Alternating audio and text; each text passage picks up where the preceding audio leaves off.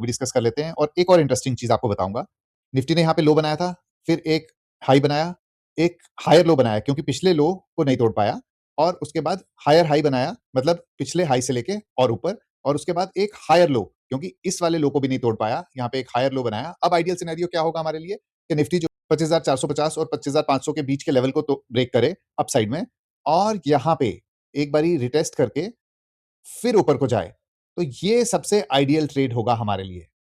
ये तो हो गया अपसाइड की मूवमेंट के लिए। देखो, हमें हर चीज के लिए प्रिपेयर रहना है कि हमारी सिचुएशन में निफ्टी आएगा तो हम उसको उस तरीके से ट्रेड करेंगे, हमारी सिचुएशन में नहीं चला हम स्टॉप लॉस ले लेंगे, और अगर हमारी जो हमने सोचा है, हमने प्लानिंग करी है, उसके हिसाब से निफ्टी नहीं चला तो हम लोग वो ट्रेड नहीं लेंगे।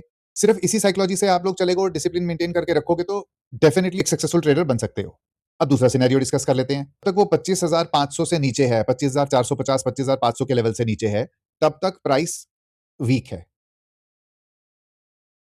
जो साइन इंप्रूवमेंट के आ चुके हैं, लेकिन अभी भी कंफर्मेशन बाकी है, और कल का दिन ये डिसाइड करेगा, कल का प्राइस एक्शन ये डिसाइड करेगा। और दोस्तों, बहुत प्रोबेबिलिटी ये भी हो सकती है कि कल प्राइस जो है वो यहीं पे टाइम पास करता रहे, क्योंकि फ्राइडे को कई बार वॉल्यूम्स भी कम होते हैं।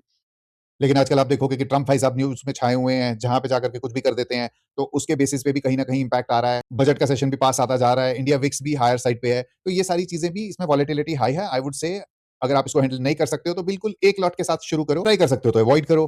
सबसे जरूरी है अपना कैपिटल बचाना।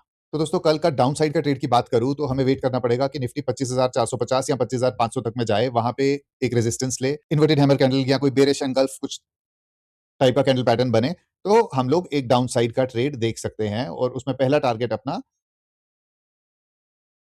320 का रहेगा, और जो दूसरा टारगेट हमारा रहेगा 25,171 का रहेगा। अगर मॉर्निंग में किसी भी न्यूज के कारण प्राइस जो है वो 25,171 को ब्रेक करता है, तो 15 मिनट की कैंडल का वेट करें। अगर वो प्रॉपर क्लोज देता है तो हम लोग फिर से एक ट्रेड ले सकते हैं। एक छोटे पहला टारगेट बहुत छोटा रहेगा 25,119 का, और अगर उसको ब्रेक करता है तो हमारा दूसरा टारगेट जो है तो कहीं ना कहीं 25,000 के लेवल को भी देखने को मिल सकता है।